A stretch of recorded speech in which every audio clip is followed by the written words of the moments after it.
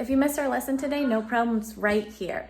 Grab a piece of scrap paper or a whiteboard because you're going to need to practice today. The Cat and the Bird, a children's book inspired by Paul Klee. I had everything I needed to be happy in my house with the blue shutters. I had a cozy basket, warm milk, and toys, grass to nibble on, and a shiny tag on my collar with my name engraved on it. But my perfect house was a gilded cage. It was locked up tight and the key turned around twice. So from morning to evening and evening to morning, I sat by the window and dreamed. The garden outside was so wonderfully beautiful. When I closed my eyes tight, I could sense the scent of the chestnut, the red leaves of autumn, the soft carpet of moss beneath my paws, the murmuring of the stream, and high on top the treetop, you, how beautifully you sang, how deliciously beautiful. For ages I would listen to you and lick my lips. I have to admit I wanted to catch you very much. One stroke of my claw and a snap of my teeth and crack. I felt I could already taste you in my mouth, completely, forever. But something inside me was even stronger than the urge to devour you. Deep inside, I envied you. You were free to fly wherever you wanted, to come and go as you pleased. You were free, and I was captive. So I devoured you only with my eyes, and then called out to you, "Hello, bird, your beak is so sharp. You could bore holes in the tree trunks. Why don't you peck at the bars of my prison?" You answered me with a song. A cat in a cage, what a funny sight. But would I be wise to help you? How can I be sure that you won't eat me up? I looked at you straight in the eyes and said, I give you my word plain and simple. A promise is a promise. This was enough for you. Peck, peck. Without a moment's hesitation, you began to peck away at the bars of my cage. And soon I was free, scampering after you on the roof of my house with the blue shutters. Bounding from the tower to the bridge and from the bridge to the chimney, I sprang to the edge of the horizon, and there I danced with joy in the moonlight. Thank you, little bird. I will never forget you. Your image will always be engraved in my memory, completely, forever. This is the Cat and the Bird painted by Paul Klee. Notice that the bird is right on the forehead of the cat. This is what we're going to be drawing today with simple shapes and fun colors. So today we're going to create that Paul Klee cat and bird. I used crayon and watercolor, but you can choose to use other materials, whatever you have on hand. But before we get right to it, I think it's important that we practice our shapes that we're going to need to create our cat. The first shape we're going to need is a teardrop. I made a big U, then a dot at the top to connect those shapes together. So I have a teardrop. I'm going to try it again. A large U, a dot at the top, and two lines connecting our U to our dot. Practice a couple of those teardrop shapes. They're going to be the base of our cat. Let's go on. We're going to start practicing our heart for the nose of the cat.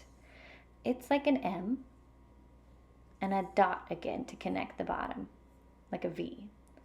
Little bumps like an M and then a V at the bottom. Try it again and keep practicing until you feel like you can draw a great heart. I'm going to keep going. Another M and a V. All right, I feel comfortable. I'm going to move on to the shape like an oval. That's going to be the eye of our cat. So these are kind of difficult. It's like parentheses on the side. So curved line connected by another curved line going the opposite way. Curved line and another curved line. See that? I can practice it many different ways, but we're going to practice it on its side as many times as we can because that's how we're going to use it in our drawing. All right, now I'm going to show you how all of the shapes that we learned. A teardrop, a large U, and an upside down V at the top. A heart, an M, and a V, and then our eye or our oval, which are two curved lines connected. Okay, here's how you put them together to create the cat. Follow along with me on a practice sheet of paper before we start. I'm gonna put the tops of my teardrop shapes right in the corner. This is where our ears are gonna go. So I'm gonna turn my paper so I could have that large U line up with my dot and then connect the two lines. I'm gonna do that same thing on this side, but overlap my teardrop on top of each other and connect them to the dot again. All right, now I have my cat shape. You can kind of see it's kind of like Paul Klee's. I'm gonna put the heart right in between this shape right here, and I really only have to do the top of it. I'm gonna do my eyes here, connecting where the two pieces come together.